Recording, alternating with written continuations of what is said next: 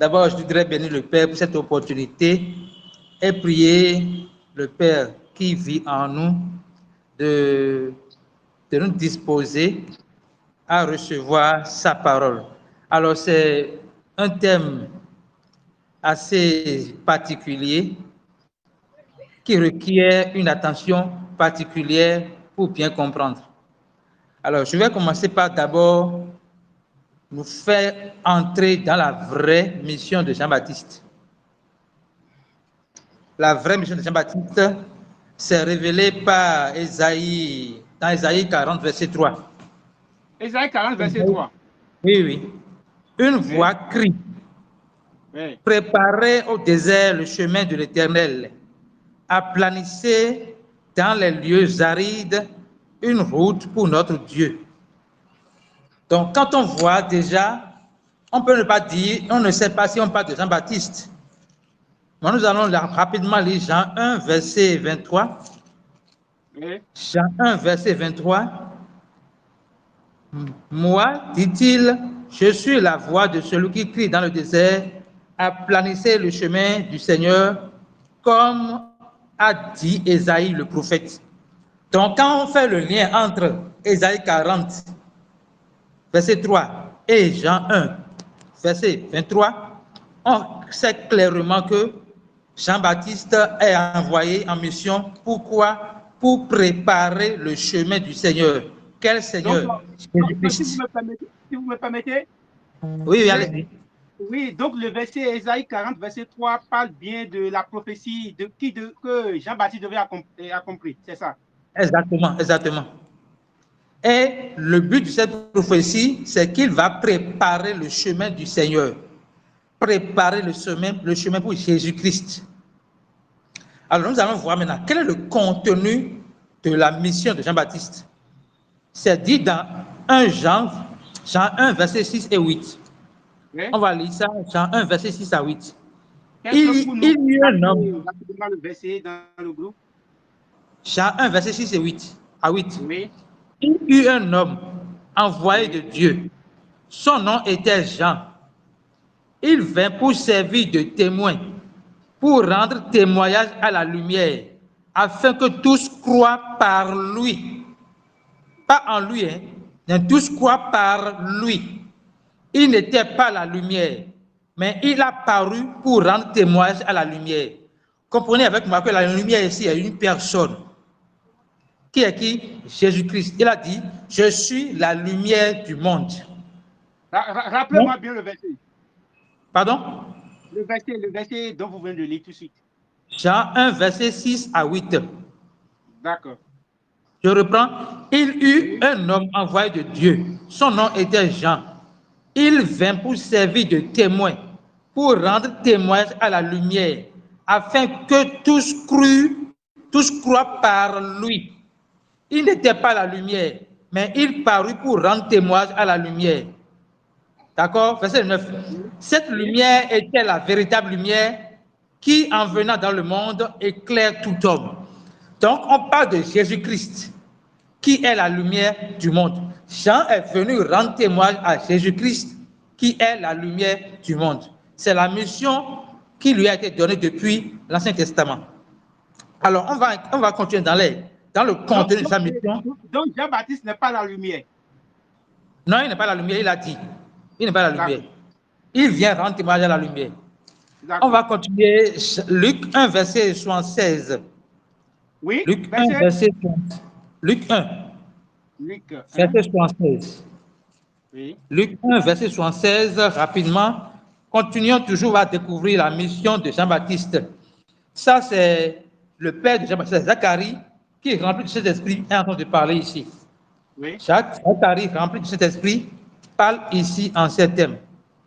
Et toi, petit enfant, tu seras appelé prophète du Très-Haut, car tu marcheras devant la face du Seigneur pour préparer ses voies, afin de donner à son peuple la connaissance du salut par le pardon de ses péchés.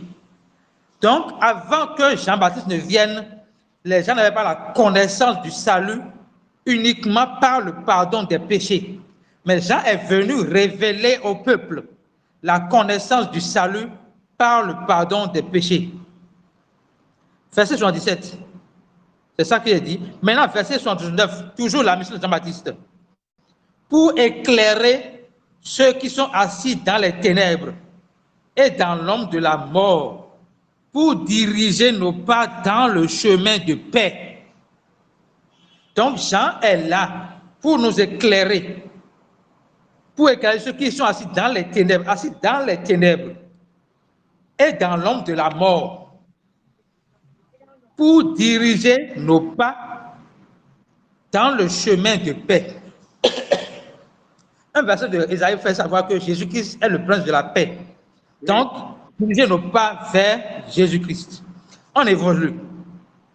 Alors maintenant, quand on lit les missions de Jean-Baptiste, on va se demander, est-ce que baptiser fait partie de sa mission?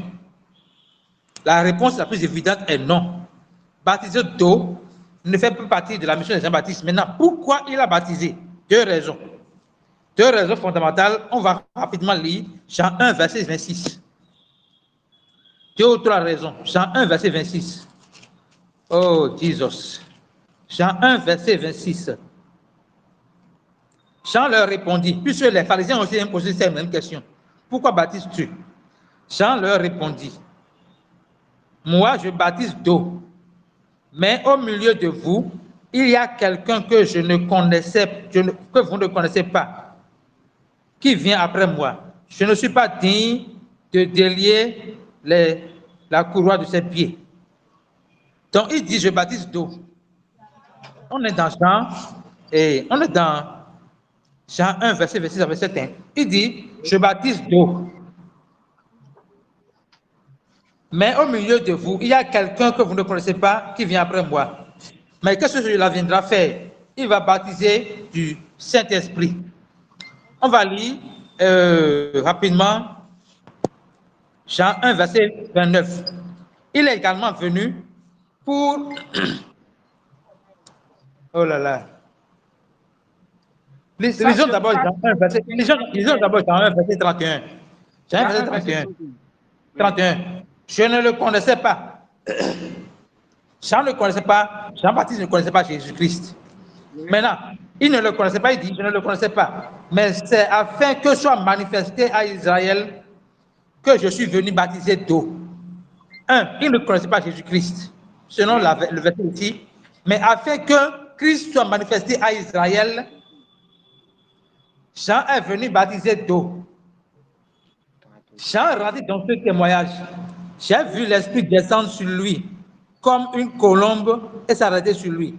Je ne le connaissais pas, mais celui qui m'a envoyé baptiser d'eau, celui-là m'a dit, celui sur qui tu verras l'Esprit descendre et s'arrêter, c'est lui qui baptise du Saint-Esprit.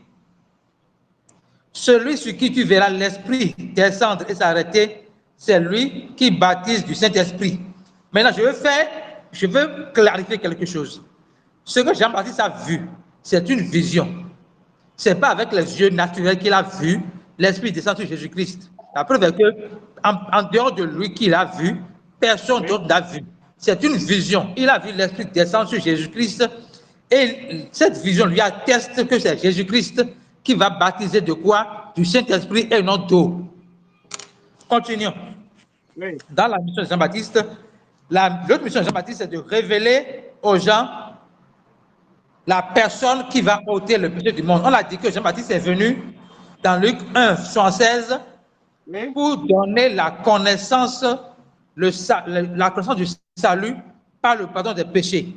Maintenant, qui va faire cela? C'est Jésus-Christ. Jean 1, verset 29. Voici l'agneau de Dieu qui ôte le péché du monde. Donc, ici, Jean clarifie clairement que lui, il est venu pour révéler par le baptême d'eau Jésus-Christ. Ce n'est pas pour nous demander de baptiser d'eau, puisqu'il a recommandé que celui que je baptise d'eau maintenant, Jésus-Christ, lui va baptiser du Saint-Esprit. Maintenant, évoluons dans le développement. On va se demander maintenant. On évolue toujours dans les Allô? Oui, on évolue toujours. Oui. On va chercher à comprendre l'origine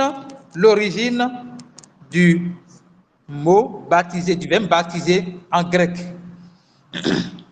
Vous savez, le Nouveau Testament est écrit en grec. Donc, on va chercher l'origine du mot baptisé en grec. Baptisé veut dire, en termes grecs, baptizo, qui veut dire plonger dedans, immerger dedans, submerger dedans. Voilà. Que signifie eau? Que signifie eau? On va lire Jean 3, verset 5. C'est un verset assez intéressant. Jean 3, verset 5. C'est une conversation avec Nicodème, où Jésus lui parlait de naître de nouveau. Donc Nicodème lui demandait au verset 4, comment un homme peut-il naître de nouveau quand il est vieux? Peut-il rentrer dans le sein de sa mère et naître? Alors Jésus répondit, verset 5, en vérité, je vous le dis, si un homme ne naît d'eau et d'esprit, il ne peut entrer dans le royaume de Dieu. Si un homme ne naît d'eau et d'esprit, il ne peut entrer dans le royaume de Dieu. Notez que l'eau ici ne signifie pas l'eau de Sonem. Ça ne signifie pas l'eau, c'est une métaphore pour dire que si quelqu'un naît d'esprit, il ne peut hériter le royaume des cieux. Maintenant, qu'est-ce que l'eau signifie dans la parole de Dieu? Nous allons rapidement lire 2 versets. D'abord le verset Jean 4, verset 13 et 14. Jean 4, verset 13 et 14. Jean 4, verset 13 et 14, c'est une conversation que Jésus avait eue avec la femme samaritaine à qui il demandait de l'eau. Il disait dans le verset 14, « Mais celui qui boira de l'eau que je lui donnerai n'aura jamais soif. L'eau que je lui donnerai deviendra en lui une source d'eau qui jaillira jusque dans la vie éternelle. » Alors, l'eau dont on parle ici, c'est la vie éternelle. Ah, Jesus. L'eau dont on parle ici, c'est la vie éternelle. C'est le Saint-Esprit. Jean 7, verset 38 et 39. Jean 7, verset 38 et 39, nous essayons de définir l'eau. L'eau selon la parole de Dieu. Jean 7, verset 38 et 39. Je ne me retrouve pas encore. Il dit ceci, « Celui qui croit en moi, des fleuves d'eau vive couleront de son sein, comme dit l'Écriture. » On parle des fleuves d'eau vive. Des fleuves d'eau vive qui ne signifie pas Sonem. Verset 39. Il dit cela de l'esprit que devraient recevoir ceux qui croiraient en lui, car l'esprit n'était pas encore parce que Jésus n'avait pas encore été glorifié. Jésus-Christ était glorifié, je veux dire qu'il n'est pas encore mort pour nos péchés, enseveli et ressuscité des morts. Donc l'eau dont on parle ici, c'est le Saint-Esprit. Revenons au verset Jean 3, verset 5, ça dit quoi? Celui qui n'est né d'eau et d'esprit n'est pas... Celui qui n'est né d'eau et d'esprit, d'accord, n'est pas... Celui qui n'est d'eau. Celui qui n'est né d'eau et d'esprit ne peut entrer dans le royaume des cieux. Quand on comprend « oh » maintenant, on va dire clairement, simplement, celui qui n'est né du Saint-Esprit ne peut entrer dans le royaume des cieux. Maintenant, le verset 6 clarifie cela pour qu'il n'y ait pas de confusion. Il dit, ce qui est né de chair est chair, mais ce qui est né d'esprit est esprit.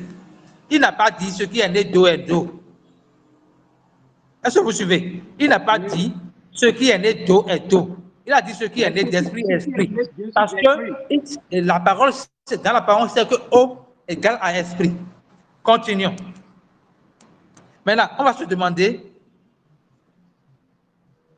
quelle est la condition pour être né de Dieu? Quelle est la condition pour être né de Dieu? Jean 1 Jean. Il a bien sûr des conditions à suivre pour être né de nouveau, c'est bien ça? Pas des conditions, mais une condition. Une seule condition. Oui. Une seule condition. Nous, si vous me permettez bien, oui. Nous saluons encore tous ceux qui viennent de nous rejoindre. Merci beaucoup. Merci beaucoup. J'espère que l'émission se passe bien. Je vous rappelle, le thème du jour, c'est le salut n'est pas dans le baptême d'eau. Donc, l'orateur est là, il développe bien le thème, ça se passe très bien. Donc, soyez à l'écoute. Merci beaucoup. On peut continuer, bien sûr. Donc, la condition pour être né de Dieu, c'est-à-dire être né d'esprit. Parce que Dieu, dans Jean 4, verset 24, est esprit. Vous savez ça, non? Oui. Jean 4, verset 24, je vais lire ça rapidement. Jean 4, verset 24, Dieu est esprit. Jean 4, verset, oh là là. Jean 4, verset 24. Il dit que ça dit clairement, Dieu est esprit. Maintenant, comment on est né de Dieu? Quelle est la condition pour être né de Dieu? La condition, c'est de croire que Jésus est le Christ. 1 Jean 5, verset 1, ça dit ceci. Quiconque croit que Jésus est le Christ est né de Dieu. Alors, je vais faire une nuance très importante. Jésus demandait à ses disciples, qui dit-on que je suis? Les disciples ont répondu, tu es un prophète. Enfin, ils ont dit, les gens disent que tu es un prophète. Le résumé de leur réponse, est que les gens disent que tu es un prophète. Mais Jésus n'était pas qu'un prophète. Il est Christ. Il est 100% Dieu. Maintenant, il demande à Pierre, et vous, qui dites-vous que je suis? Et Pierre répondit, tu es le Christ, le Fils de Dieu vivant. Alors, Jésus lui fait savoir, ce n'est pas le sang ni la chair qui t'ont révélé cela, mais c'est mon Père qui est dans les cieux. Maintenant, quand Pierre révélait que Jésus est le Christ, Pierre n'avait pas pleine connaissance de ce que cela implique, être Christ. Alors Jésus a commencé par lui dire, le Fils de l'homme va souffrir dans la main de l'ancien. Monsieur Pasteur. Allô? Oui, est-ce que, si vous me permettez, oui. Cette révélation que Simon-Pierre a reçue, c'était lui qui est bien placé pour reçu ou bien les autres apôtres pouvaient bien recevoir cela? Tout le monde pouvait recevoir, mais lui, il a reçu cela du Saint-Esprit, de Dieu. C'est ce que Pierre, Jean et Jésus même a dit. Peut-être que les gens ont reçu et n'ont pas exprimé. Mais lui, il a reçu, il a exprimé. D'accord. Donc, il a fait savoir, tu es le Christ, le Fils de Dieu vivant. Et même si quand il disait cela, il ne comprenait pas tout ce que cela implique être Christ. Donc Jésus lui dit, le Fils de l'homme va souffrir dans la paix des anciens. Il va mourir pour les péchés du monde. Il sera enseveli et il va ressusciter des morts le troisième jour. Donc, quand Jésus a révélé ce qu'implique être Christ, Pierre a pris peur et a dit, qu'à Dieu ne plaise, et a dit, arrière de moi, Satan. Je reviens donc ici, quand on dit, quiconque croit que Jésus est le Christ, d'accord, on est en train de dire, quiconque croit que Jésus est mort pour ses péchés, enseveli et ressuscité des morts, est sauvé. On va lire Jean 1, verset 12 et 13. Jean 1, verset 12 et 13, qui confirme la même condition. Jean 1, verset 12 et 13, qui confirme la seule condition pour être né de Dieu. Mais, on dit, elle, la parole Jésus-Christ, est venue chez les siens ne l'ont pas reçu, mais à tous ceux qui l'ont reçu, à tous ceux qui croient en son nom, elle a donné le pouvoir de devenir enfants de Dieu. Notez bien, lesquels sont nés, non du sang, ni de la volonté de la chair, ni de la volonté de l'homme, mais de Dieu. Donc la condition pour être né de Dieu, c'est de croire en Jésus-Christ. Alléluia. Nous allons maintenant... Allô? Oui, il est le sauveur, Jésus-Christ. Pardon? Il est le sauveur.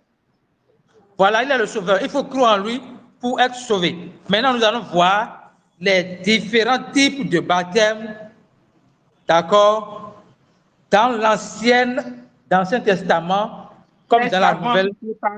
Préparez vos questions. Le pasteur, il est serein ce soir, il est serein, il est prêt à répondre à toutes vos questions. Mais je vous prie toujours qu'il faudrait que les questions se dirigent vers le thème du jour, qui est le salut n'est pas dans le baptême d'eau. Il faudrait que arrangez-vous pour que les choses se passent dans la modération. Oui, merci beaucoup. Oui, merci beaucoup. Donc, on va voir les différents types de baptêmes qui sont dans la Bible.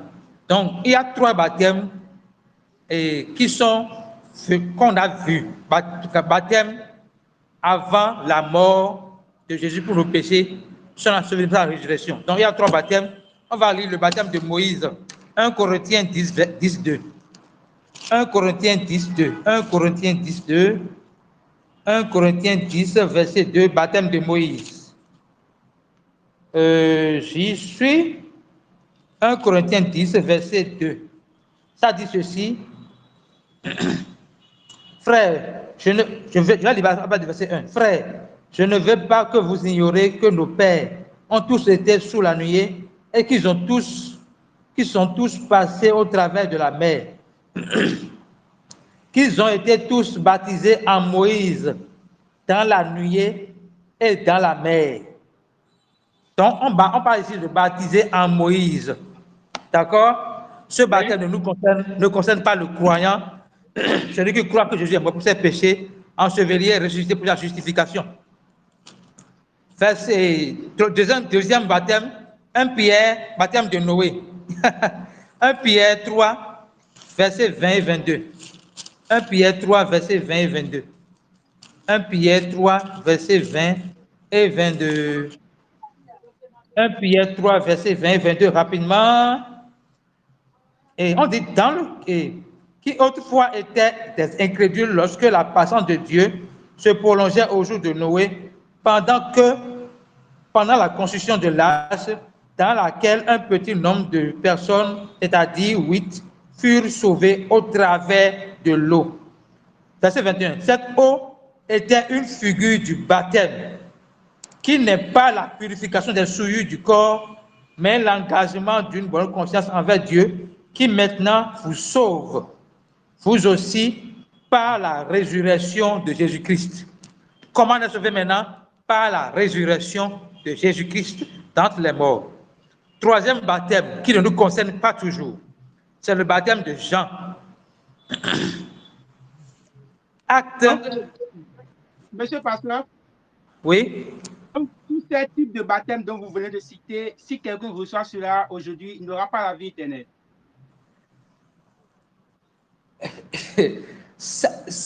Il n'aura pas la vie éternelle si il ne croit pas en Jésus-Christ. Je suppose qu'il vient faire une formalité, d'accord, et il est baptisé dans l'eau. Il n'aura pas la vie éternelle. Parce que la vie éternelle ne se trouve pas dans le baptême d'eau, ça se trouve en Jésus-Christ, dans la foi en Jésus-Christ. En ce que Jésus-Christ a fait pour lui. Oui, et là, il faut faire baptême au nom de Jésus ou bien au nom du Père et du Fils et du Saint-Esprit. On va venir là tout à l'heure. D'accord, d'accord. On va venir là. C'est dans l'enseignement. Donc, baptême de Jean. Baptême de Jean, Acte 19, 33 et 5. 19. Oui, verset 3, 19. Oui. Verset 3 à 5. Il dit ceci. De quel baptême avez-vous été baptisé? C'est Paul qui parle. C'est Paul qui pose cette question à Apollos. Voilà. Et il dit, il répondit du baptême de Jean. Alors, Paul clarifie quelque chose de très important. C'est ça qui va s'introduire dans la prochaine partie de l'enseignement. Paul clarifie quelque chose. Alors, Paul dit, Jean a baptisé du baptême de repentance, disant au peuple de croire en celui qui venait après lui, c'est-à-dire en Jésus-Christ. Donc, quand Paul baptisait du baptême de la repentance, l'objectif de Jean plutôt, qui baptisait du baptême de la repentance, c'est que les gens croient en Jésus-Christ. Maintenant, sur ces paroles, il fut baptisé au nom du Seigneur Jésus-Christ. Lorsque Paul leur eut imposé les mains, le Saint-Esprit vint sur eux et ils parlaient en langue et prophétisaient. Donc, Paul leur a donné maintenant le vrai baptême, le baptême du Saint-Esprit. Après Jésus-Christ et bien au temps de Paul, le baptême pour la repentance n'a plus d'effet en fait pour le salut. N'a plus d'effet.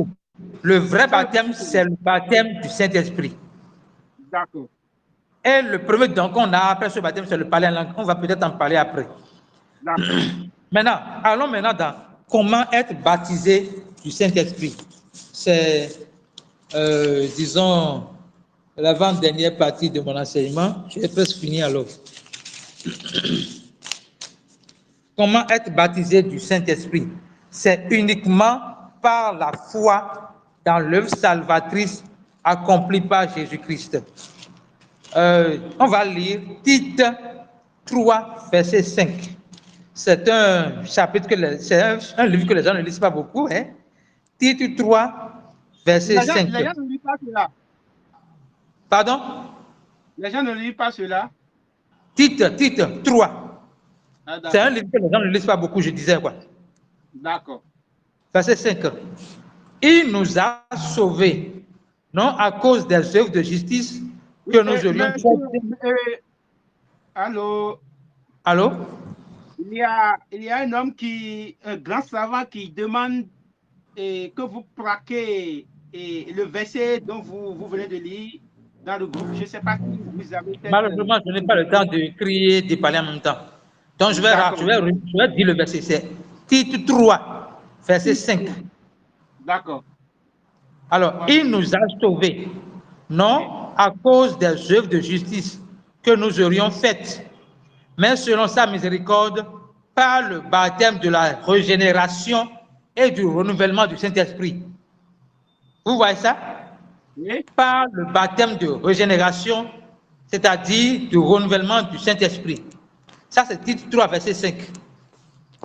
On va lire, donc voilà, je vais finir maintenant par un verset, c'est Éphésiens, je ne retrouve pas, Éphésiens 4, verset combien déjà? Il y a un seul baptême. Éphésiens 4, verset 5. Il y a un seul baptême, on va lire ça ensemble. Il y a un seul baptême, un seul esprit, un seul Dieu. Il faut que je trouve le verset, permettez. Hein. C'est important je vais rapidement vous lire sur... Voilà, j'ai trouvé. Éphésiens 4, verset 5. Ça dit ceci clairement. Et je voudrais que nous puissions comprendre cela. Éphésiens 4, verset 5. Il ça dit ceci. Il y a un seul corps. Il y a un seul esprit. L'esprit dont il s'agit ici, c'est Dieu. Et comme aussi vous avez été appelé à une seule espérance par votre vocation. Maintenant, verset 5. Il y a un seul Seigneur. Oui. Qui est qui? Jésus-Christ. Oui. Il y a une seule foi. Attention, la foi dont il s'agit ici, c'est la foi en Jésus-Christ. Ça n'est pas la foi en Moïse. C'est la foi en Noé. Oui, mais c'est pas la foi en Jean-Baptiste. Oui, il y a d'autres qui ont la foi en Marie. Ça là, c'est quoi ça? Non. C'est la foi en Jésus-Christ. C'est très clair ici. Il y a les c'est pas la foi en David. C'est pas la foi dans les saints canonisés. C'est la foi en Jésus-Christ. Donc ceux qui ont la foi en des saints passés... Non, ils vont se faire du mal pour rien spirituellement. Donc ils vont tous en enfer. Non, je n'ai pas dit ça. Vous savez, les gens sont en Christ, mais ils ne sont pas focalisés sur Christ. Vous comprenez? Ils sont en Christ. Maintenant, ils veulent faire... enfin, je ne veux pas critiquer les églises. En fait, ils sont en Christ, mais ils ne sont pas focalisés sur Christ. Ils sont focalisés sur autre chose que Christ. Mais est-ce qu'ils seront sauvés ou bien... Bon, vous ne maîtrisez pas trop. Écoutez, il y a un verset qui dit, Osée 4, verset 6. Mon peuple périt faute de connaissance. Oui. Alors, quand Dieu parle de mon peuple, il parle des gens qui lui appartiennent. Il parle entre griffes des enfants de Dieu, de ses enfants. Donc, on peut être chrétien, d'accord, et périr par manque de connaissance. Mais alors, être sauvé. Bien sûr.